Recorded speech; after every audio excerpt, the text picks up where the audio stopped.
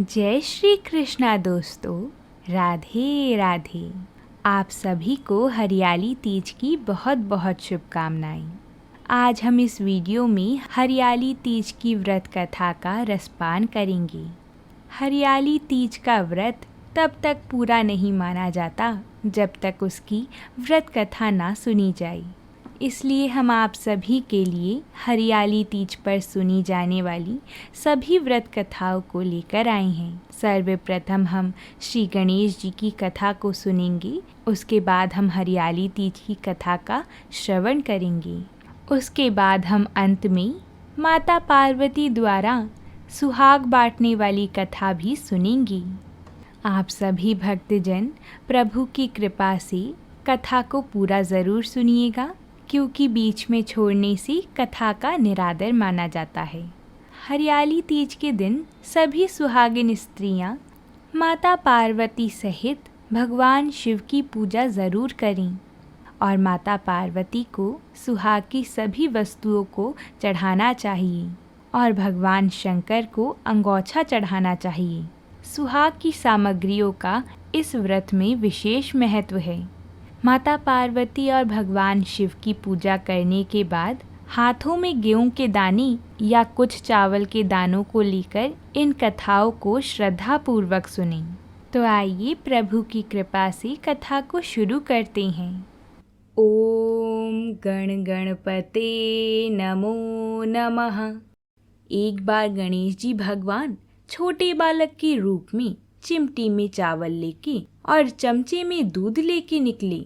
वो हर किसी से कह रहे थे कि कोई मेरी खीर बना दो, कोई मेरी खीर बना दो। वहाँ पर एक बुढ़िया माई बैठी हुई थी। उसने कहा, ला मैं बना देती हूँ।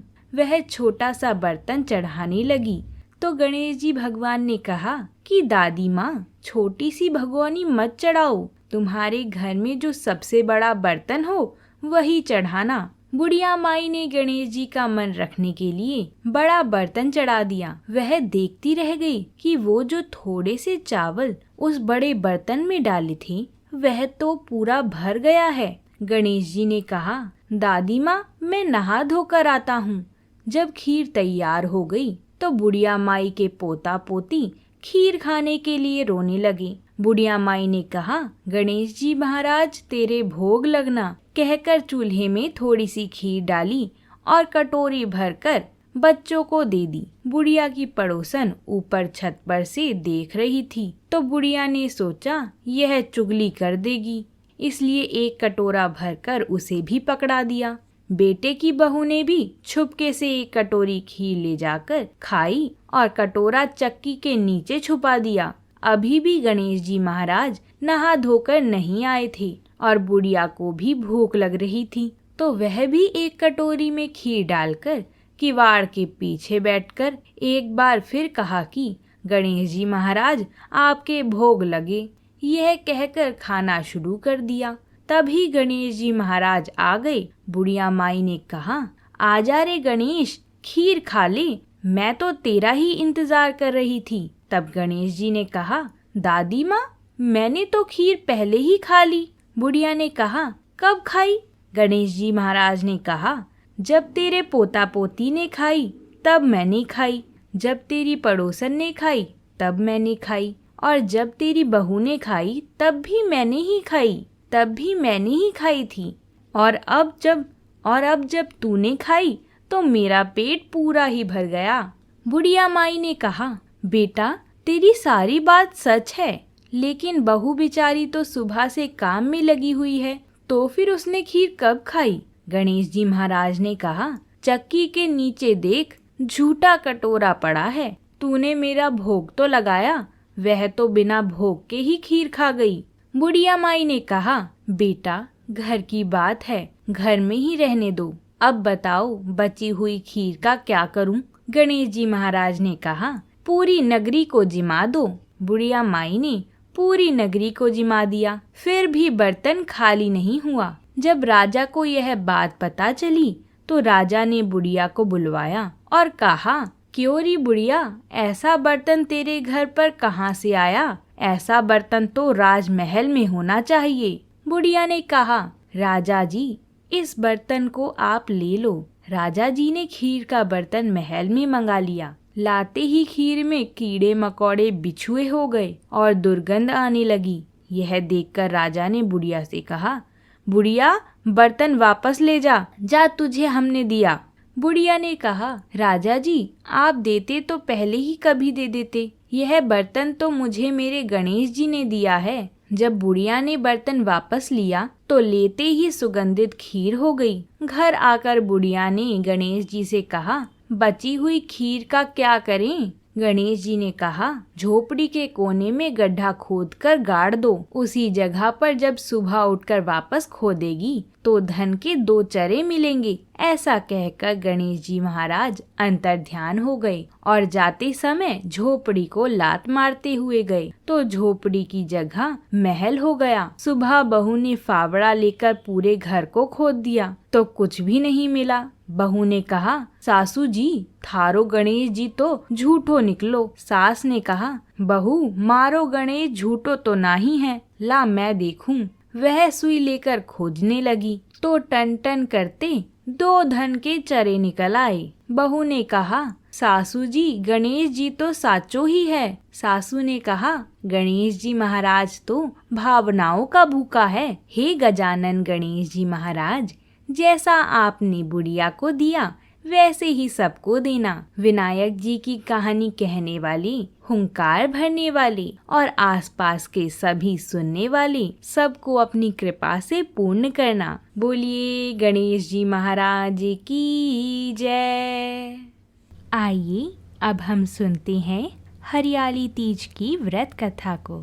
बोलिए माता पार्वती की जय। बोलिए भगवान शंकर की जय। एक समय रमणीक कैलाश पर्वत के शिखर पर बैठी हुई श्री पार्वती जी कहती हैं, हे महेश्वर, हमें कोई गुप्त व्रत या पूजन बताइए जो सब धर्मों से सरल हो, जिसमें परिश्रम भी कम करना पड़े लेकिन फल अधिक मिले। हे नाथ, यदि आप मुझ पर प्रसन्न हो तो यह विधान बताइए।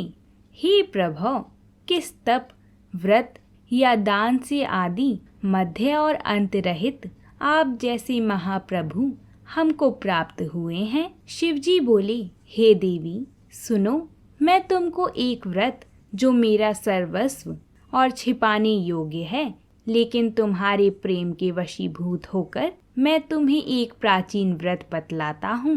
एकाग्र होकर मन से सुनो। सावन मास की शुक्ल पक्ष की तृतीया तिथि को उसका अनुष्ठान मात्र करने से स्त्रियां सब पापों से मुक्त हो जाती हैं। हे देवी, तुमने आज से बहुत दिनों पहले हिमालय पर्वत पर इस व्रत को किया था। यह वृतांत मैं तुमसे कहूँगा। पार्वती जी ने पूछा, हे नाथ, मैंने क्यों यह व्रत किया था? ये सब आपके मुख से सुनना चाहती हूँ। शिव जी ने कहा, भारतवर्ष के उत्तर की ओर एक बड़ा रमणीक और पर्वतों में श्रेष्ठ हिमवान नामक पर्वत है। उसके आसपास तरह तरह की भूमियां हैं। तरह तरह के वृक्ष उस पर लगे हुए हैं। नाना प्रकार के पक्षी और अनेक प्रकार के पशु उस पर निवास करते हैं। यह पर्वत ऊंचा तो इतना अधिक है कि मित्र के घर की तरफ समझकर आकाश का स्पर्श किया रहता है। उसके समस्त शिखर पर सदैव हिम यानी बर्फ से ढका रहता है और झरते जल की ध्वनि सदा सुनाई देती रहती है। हे पार्वती, तुमने बाल्यकाल में इसी पर्वत पर तपस्या की थी। 12 वर्ष तक केवल तुम धुआं पीकर रहीं। 64 वर्ष तक सूखे पत्ते खाकर रहीं। माघ मास में तुम जल में बैठी रहीं और वैशाख की दोपहरिया में पंचाग्नि तपाती थीं। श्रवण के महीने में जल बरसता तो तुम भूखी प्यासी रहकर मैदान में बैठी रहती थीं। तुम्हारे पिता इस तरह के कष्ट सहन करते हुए देखकर बड़े दुखी होते थे। वह चिंता में पड़ गए कि मैं अपनी कन्या को किसको दूं। उसी समय देवर्षि नारद जी वहां आ पहुँचे। मुनि श्रेष्ठ नारद जी उस समय तुम्हें देखने गए थे। नारद जी को देखकर गिरि ने सम्मान पूर्वक आसन आदि देकर उनकी पूजा की और कहा, हे स्वामी, आप किसके लिए आए हैं? मेरे आहो भाग्य हैं, आपका आगमन मेरे लिए अच्छा है। नारद जी ने कहा, हे पर्वतराज सुनो, मैं भगवान विष्णु का भेजा हुआ आपके पास आया हूँ। आपको चाहिए कि यह कन्या रत्न किसी योग्य वर को दे। भगवान श्री हरि के समान योग्य वर ब्रह्मा जी, इंद्र और शिव जी इनमें से कोई नहीं है। इसलिए मैं यही कहूँगा कि आप अपनी कन्या भगवान विष्णु को ही दे दें। हिमवान ने कहा, भगवान विष्णु स्वयं मेरी कन्या ले रहे हैं और आप यह संदेश लेकर आए हैं, तो मैं उन्हें अपनी कन्या दे दूंगा। हिमवान की इतनी बात सुनकर मुनिराज नारद आकाश में विलीन हो गए। वह पीताम्बर, शंख, चक्र और गदाधारी भगवान विष्णु के पास पहुँची। वहाँ हाथ जोड़कर नारद जी भगवान विष्णु से कहने लगी, मैंने आपका विवाह पक्का करा दिया। उधर हिमवान ने पार्वती के पास जाकर कहा कि पुत्री, मैंने तुम्हें भगवान विष्णु को दे दिया है। भगवान शिव बोली, तब तुम पिता की बात सुनकर उत्तर दिए ही अपनी सखी के घर चली गई। वहीं जमीन पर पड़कर तुम बड़ी दुखी होती हुई विलाप करने लगी। तुमको इस तरह विलाप करते देख एक सखी ने पास आकर कहा, देवी तुम क्यों इतनी दुखी हो? इसका कारण बताओ। तुम्हारी जो कुछ इच्छा होगी मैं यथाशक्ति उसको पूरा करने की चेष्टा करूंगी, इसमें कोई संशय नहीं है। पार्वती जी बोली, मेरी जो कुछ अभिलाषा है उसे तुम प्रेम पूर्वक सुनो। मैं एकमात्र शिव जी को अपना पति मानती हूँ और उन्हें अपना पति बनाना चाहती हूँ, इसमें कोई भी संशय नहीं है। मेरे इस विचार को पिताजी ने ठुकरा दिया है, इससे मैं अपने शरीर को त्याग दूंगी। पार्वती जी की इस बात को सुनकर सखियों ने कहा, शरीर का त्याग ना करो, चलो किसी ऐसे वन को चलें जहाँ पिता को पता ना लगे। ऐसी सलाह कर तुम वैसे वन में जा पहुंची। उधर तुम्हारे पिता घर घर तुम्हें खोजने लगे। दूतों द्वारा भी समाचार लेने लगे कि कौन देवता या किन्नर मेरी पुत्री को हर ले गया है। उन्होंने मन ही मन में कहा, मैं नारद जी के आगे प्रतिज्ञा कर चुका हूँ कि अपनी पुत्री भगवान विष्णु को दूंगा। ऐसा सोचते सोचते हिमवान मूर्छित हो गए। गिरिराज को मूर्छित देखकर सब लोग हाहाकार करके दौड़ पड़े। जब होश हुआ तो सब पूछने लगे कि गिरिराज, आप अपनी मूर्छा का कारण बताइए। हिमवान ने कहा, आप लोग मेरे दुख का कारण सुनिए। ना मालूम कौन मेरी कन्या को हर ले गया है। ऐसा नहीं हुआ तो उसे किसी काले सांप ने काट लिया या सिंह खा गए होंगे। हाय हाय, मेरी बेटी कहाँ गई? किसी दुष्ट ने मेरी पुत्री को मार डाला। ऐसा कह के वे वायु के झोंके से कांपते हुए वृक्ष के समान कांपने लगी। शिवजी बोले, इसके बाद हिमवान तुम्हें वन वन खोजने लगे। वह वन भी सिंह, भालू, हिंसक जंतुओं से बड़ा भयानक हो रहा था। तुम भी अपनी सखियों के साथ उस भयानक वन में चलती चलती एक ऐसे स्थान पर जा पहुंची जहां एक नदी बह रही थी। उसके रमणीय तट पर एक बड़ी सी कंदरा थी। तुमने उसी कंदरा में आश्रम बना लिया और मेरी एक बालू की मिट्टी से प्रतिमा बनाकर अपनी सखियों के साथ निराहार रहकर मेरी आराधना करने लगी। जब भाद्रपद शुक्ल पक्ष की हस्तयुक्त तृतीया तिथि प्राप्त हुई, तब तुमने मेरा विधिवत पूजन किया और रात भर जागकर गीत गायन से मुझे प्रसन्न करने में बिताया। उस व्रत राज के प्रभाव से मेरा आसन डगमगा उठा, जिससे मैं तत्काल उस स्थान पर जा पहुंचा जहां पर तुम अपनी सखियों के साथ रहती थी। वहां पहुंचकर मैंने तुमसे कहा कि मैं तुम पर प्रसन्न हूँ, बोलो क्या चाहती हो। तुमने कहा, मेरे देवता, यदि आप मेरे ऊपर प्रसन्न हैं तो मेरे पति बने। मैंने तथास्तु कहकर कैलाश पर्वत पर वापस आने पर तुमने वह प्रतिमा नदी में प्रवाहित कर दी और सखियों के साथ उस महाव्रत का पारण किया। हिमवान भी तब तक उस वन में तुम्हें खोजते हुए आ पहुँचे। चारों दिशाओं में तुम्हारी खोज करते करते वह व्याकुल हो चुके थे, इसलिए तुम्हारे आश्रम के समीप पहुँचते ही गिर पड़े। थोड़ी देर बाद उन्होंने नदी के तट पर दो कन्याएं देखी। देखते ही उन्होंने तुम्हें छाती से लगा लिया और विलाप कर रोने लगी। फिर पूछा, पुत्री, तुम सिंह, भालू आदि जंतुओं से भरे इस वन में क्यों आ पहुंची?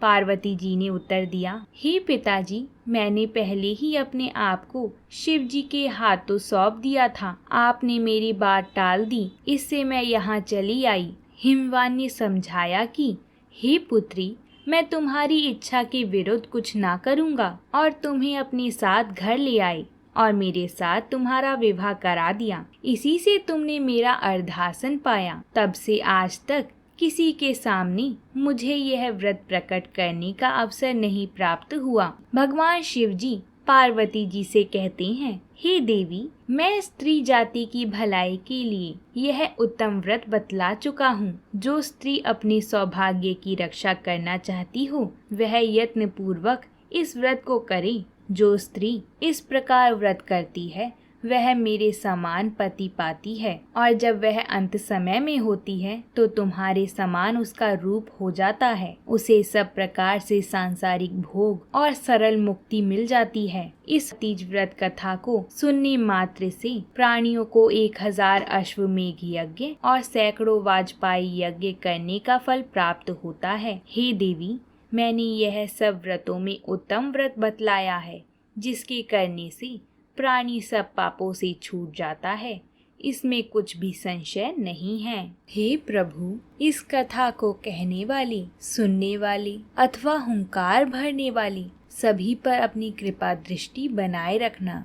बोलिए माता पार्वती की जय। बोलिए भगवान शंकर की जय। अब हम सुनेंगे हरियाली तीज की अंतिम कथा को। यह कथा बहुत ही विशेष है।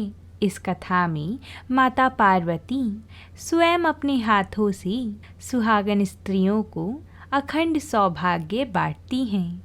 इस कथा का श्रवण मात्र ही माता पार्वती की कृपा प्राप्त करने के लिए पर्याप्त है। तो आइए कथा को शुरू करते हैं।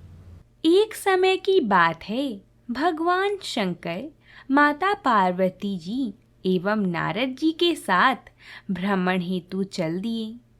वह चलते चलते एक गांव में पहुंचे। उनका आगमन सुनकर ग्राम की निर्धन स्त्रियां उनके स्वागत के लिए थालियों में हल्दी एवं अक्षत लेकर पूजन हेतु तुरंत पहुंच गईं।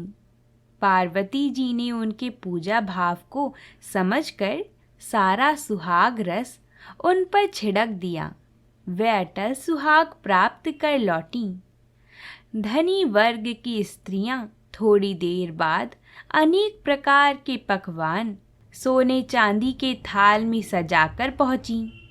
इन स्त्रियों को देखकर भगवान शंकर ने माता पार्वती से कहा, तुमने सारा सुहाग रस तो निर्धन वर्ग की स्त्रियों को ही दे दिया, अब इन्हें क्या दोगी? पार्वती जी बोली, प्राणनाथ, उन स्त्रियों को ऊपरी पदार्थ से बना रस दिया गया है, इसलिए उनका रस धोती से रहेगा, परंतु मैं इन धनी वर्ग की स्त्रियों को अपनी अंगुली चीरकर रक्त का सुहाग रस दूंगी, जो मेरे समान सौभाग्यवती हो जाएंगी। जब उन स्त्रियों ने पूजन समाप्त कर लिया, तब पार्वती जी ने अपनी अंगुली को चीरकर उस रक्त को उनके ऊपर छिड़क दिया। जिस पर जैसे छींटे पड़े उसने वैसा ही सुहाग पा लिया। इसके बाद पार्वती जी अपने पति भगवान शंकर जी से आज्ञा लेकर नदी में स्नान करने चली गईं। स्नान करने के पश्चात बालू मिट्टी से शिवजी की मूर्ति बनाकर पूजन किया, भोग लगाया तथा प्रदक्षिणा करके 2 कणों का प्रसाद खाकर मस्तक पर टीका लगाया। उसी समय उस पार्थिव लिंग से शिवजी प्रकट हुए तथा पार्वती जी को वरदान दिया कि आज के दिन जो स्त्री मेरा पूजन और तुम्हारा व्रत करेगी उसका पति चिरंजीवी रहेगा तथा मोक्ष को प्राप्त होगा। भगवान शिव यह वरदान देकर अंतर्ध्यान हो गई। इस प्रकार जो कोई भी हरियाली तीज के दिन व्रत रखकर माता पार्वती सहित भगवान शिव का पूजन करते हैं, उनको माता पार्वती द्वारा अखंड सौभाग्य की प्राप्ति होती है। तो बोलिए माता पार्वती की जय हो, भगवान शिव शंकर की जय हो। इस प्रकार हमारी हरियाली तीज की यह कथाएं पूरी होती हैं। हम आशा करते हैं कि आप सभी को ये कथाएं पसंद आई होंगी और आपने इन कथाओं का श्रद्धा भाव से ही श्रवण किया होगा। हम आशा करते हैं कि आप सभी का व्रत फल फूले और माता पार्वती की कृपा आप सभी पर बनी रहे और सभी को अखंड सौभाग्य की प्राप्ति हो। अगर आप सभी को ये कथा पसंद आई हो तो वीडियो को लाइक ज़रूर करें और अपने सभी जनों के साथ इस कथा को शेयर भी करें ताकि हर महिला हरियाली तीज की यह कथा अवश्य सुने। और कमेंट बॉक्स में भी हर हर महादेव ज़रूर लिखिएगा। और अगर आप हमारे चैनल पर नए आए हैं तो चैनल को सब्सक्राइब ज़रूर कर लें, क्योंकि हम आप सभी के लिए ऐसी ही व्रतों से जुड़ी कथाएं लाते रहते हैं। तो अब हम आपसे कल मिलते हैं एक नई कथा के साथ। तब तक के लिए प्रेम से बोलिए पार्वती पते हर हर महादेव।